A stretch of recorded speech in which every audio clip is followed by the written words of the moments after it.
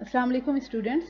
Last lecture में हमने ये समझा था कि इक्विलिब्रियम कांस्टेंट की इम्पॉर्टेंस क्या है और हमने उसमें ये चीज़ देखी कि इक्विलिब्रियम कांस्टेंट की वैल्यू है, केसी की वैल्यू है, वो हमें रिएक्शन के बारे में दो चीज़ें बताने में बड़ी हेल्पफुल साबित होती है। नंबर वन है डायरेक्शन ऑफ अ रिएक्शन, वो हम समझ चुके हैं, पहले पढ़ चुके हैं।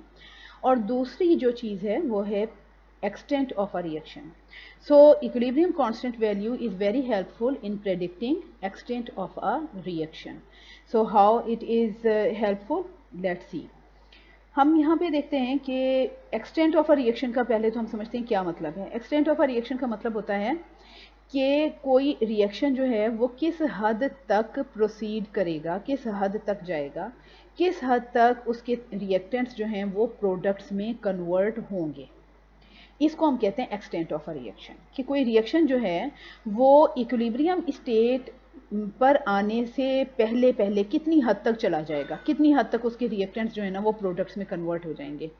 इस चीज़ को देखने के लिए, ये इस चीज़ को प्रेडिक्ट करने के लिए भी ये जो केसी की वैल्यू होती है और इक्विलिब्रियम कांस्टेंट की वैल्यू होती है, ये हमारे लिए बड़ी हेल्पफुल साबित होती है।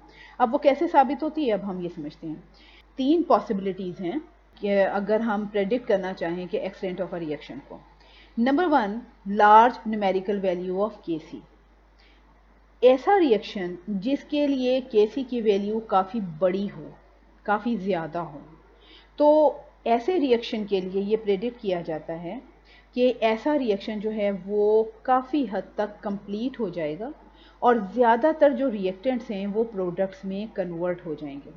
इसका मतलब ये होता है कि केसी की वैल्यू जब बहुत ज़्यादा बड़ी होती है, उसका मतलब ये होता है कि काफ़ी इक्विलिब्रियम पोजीशन आने के लिए काफ़ी देर बाद जो है ना वो इक्विलिब्रियम पोजीशन आई, और उस वक्त आई जब ज़्यादातर जो रिएक्टेंट्स थे ना वो प्रोडक्ट्स में कन्वर्ट हो गए थे।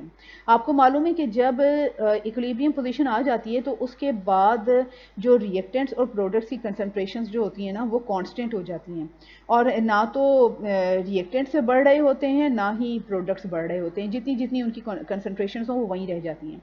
तो केसी की वैल्यू जो है जब अगर ज़्यादा हो तो इसका मतलब ये होता है, जिस रिएक्शन के लिए केसी की वैल्यू ज़्यादा होती है तो उसका मतलब ये होता है कि ऐसा रिएक्शन जो है उसमें वो तकरीबन कंप्लीट होगा और उसमें तमाम जो रिएक्टेंट्स हैं, ज़्यादातर जो रिएक्टेंट्स हैं ना वो प्रोडक्ट्स में कन्वर्ट हो जाएंगे। और जब रिएक्शन इक्विलिब्रियम पोजीशन पे आएगा तो उस वक्त रिएक्टेंट्स की जो कंसनट्रेशन है, रिएक्टेंट्स जो है ना वो बहुत ही नेग्लिजिबल रह जाएंगे। ज़्यादातर उस रिएक्शन मिक्सचर में प्रोडक्ट्स की कंसनट्रेशन ज़्यादा होगी। फॉर एग्जांपल रिएक्शन देखिए, 2 moles of carbon monoxide react with 1 mole of oxygen gas to produce 2 moles of carbon dioxide। अब इस रिएक्शन के लिए केसी की वैल्यू है 2.2 इंटू 10 पावर 22।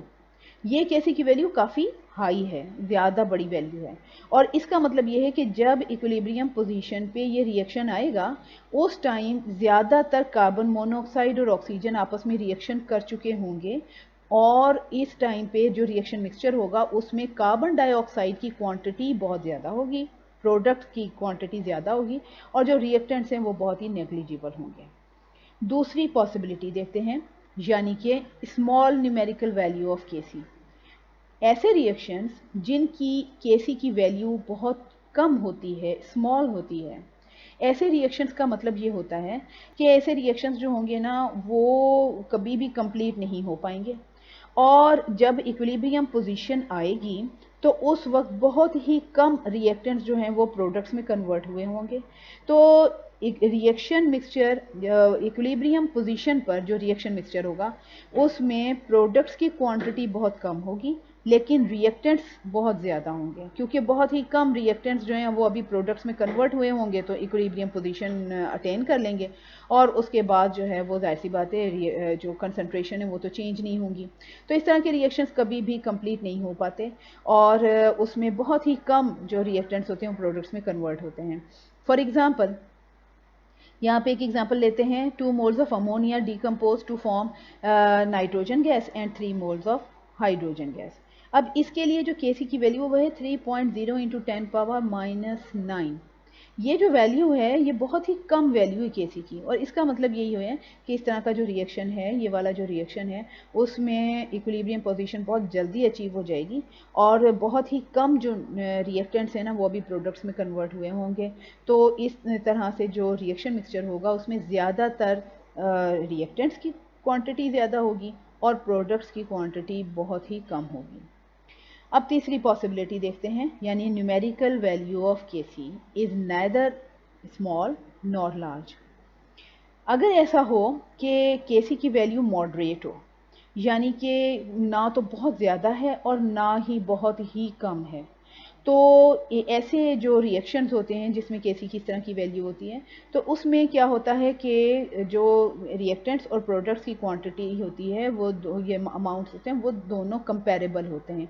ना तो ऐसा होता है कि रिएक्टेंट्स बिल्कुल नेग्लिजिबल हैं, ना ही ऐसा होता है कि प्रोडक्ट्स बिल्कुल नेग्लिजिबल हैं, बल्कि दोनों की कुछ ना कुछ क्वांटिटी इक्विलिब्रियम पोजीशन पे मौजूद होती है।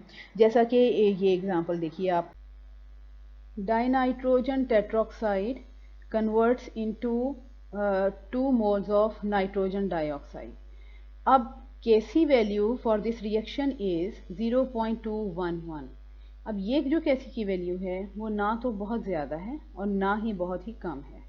ऐसे रिएक्शंस के लिए क्या होता है कि जब इक्विलिब्रियम पोजीशन आएगी तो उस पोजीशन पे जो रिएक्टेंट्स की क्वांटिटी भी और प्रोडक्ट्स की क्वांटिटी दोनों कंपेरेबल अमाउंट वहाँ पे मौजूद होंगे। कुछ ना कुछ क्वांटिटी रिएक्टेंट्स की भी होगी और कुछ क्वांटिटी प्रोडक्ट्स की भी होगी।